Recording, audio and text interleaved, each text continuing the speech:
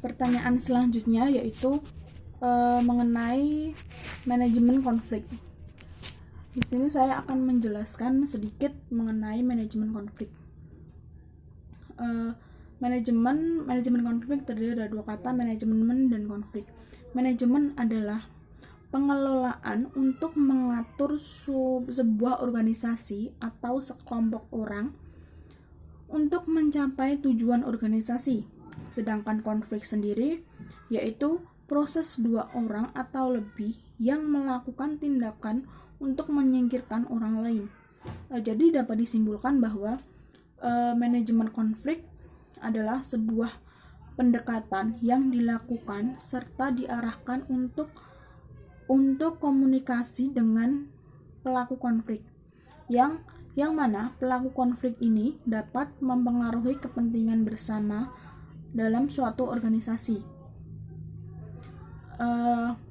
Tipe manajemen konflik yang harus diketahui yaitu ada 4 macam tipe manajemen konflik. Yang pertama adalah accommodating. Accommodating adalah usaha yang dilakukan dengan cara mengumpulkan berbagai pendapat pihak yang terlibat konflik. Nantinya ini akan digunakan untuk musyawarah atau menyelesaikan konflik tersebut, namun tetap mementingkan kepentingan dari salah satu pihak.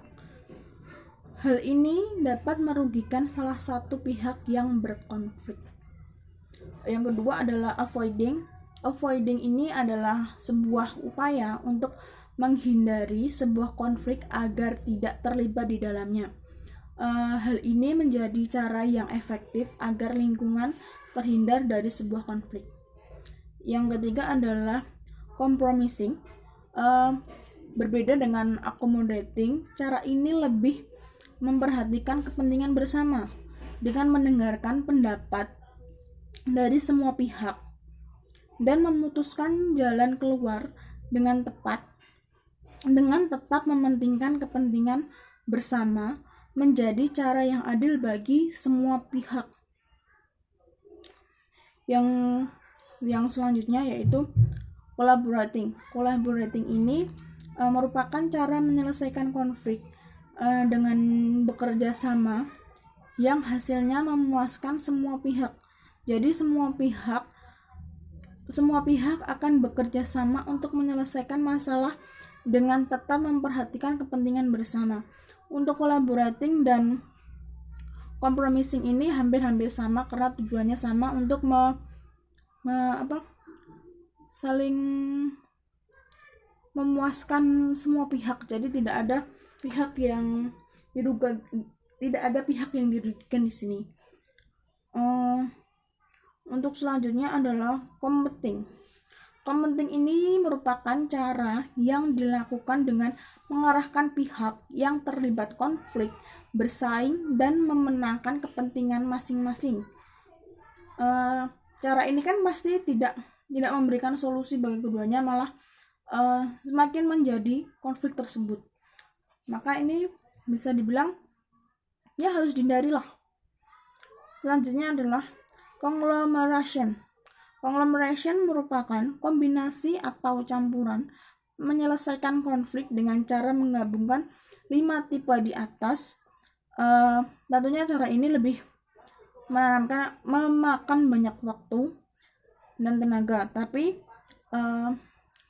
bisa dibilang semuanya akan beres dan semua akan mendapatkan titik tengah.